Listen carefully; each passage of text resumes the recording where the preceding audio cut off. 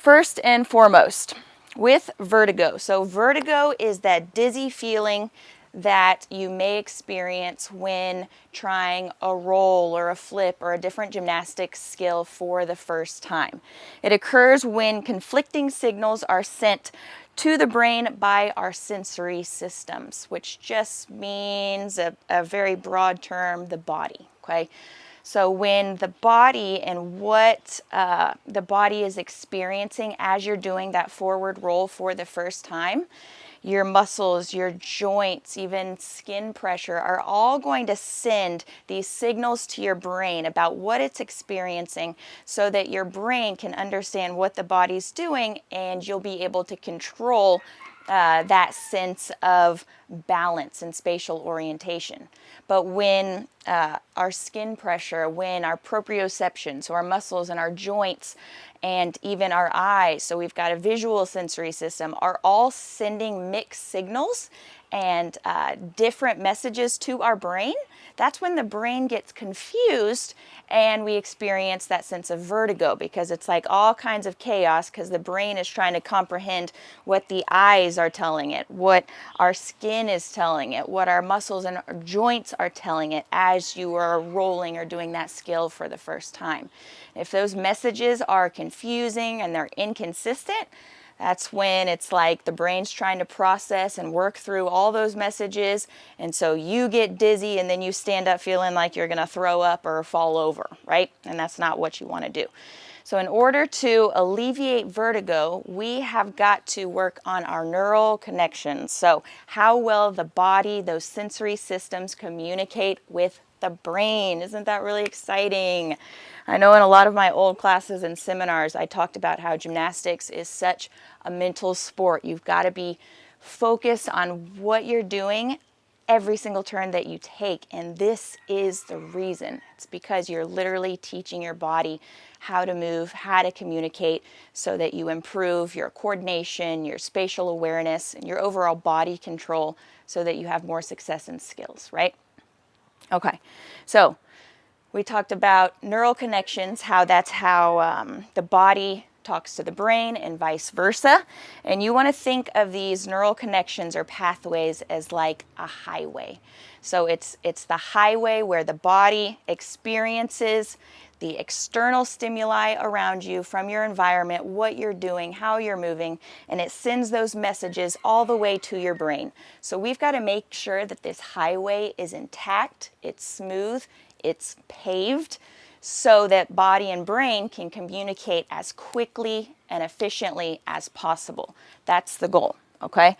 So I'm a very visual learner. My little example is a smooth highway is going to allow you to be a better driver, right? So think of how you literally drive. You're in your car right now. You're driving down the highway. You're going to be able to go super fast on a really nice toll road that's paved, that's 7 lanes, right? You're just kind of cruising. But think about how you drive down a dirt road, maybe in the middle of nowhere. You're out in the backwoods country and there are trees. It hasn't necessarily been cleared. There's big rocks in the way. You're going to have to go significantly slower and risk damage to your car because there are so many things in your path. You've got to really pay attention to everything that's around your car so you don't wreck, right? Well, the same has to do with our neural connections, those pathways from our body to our brain.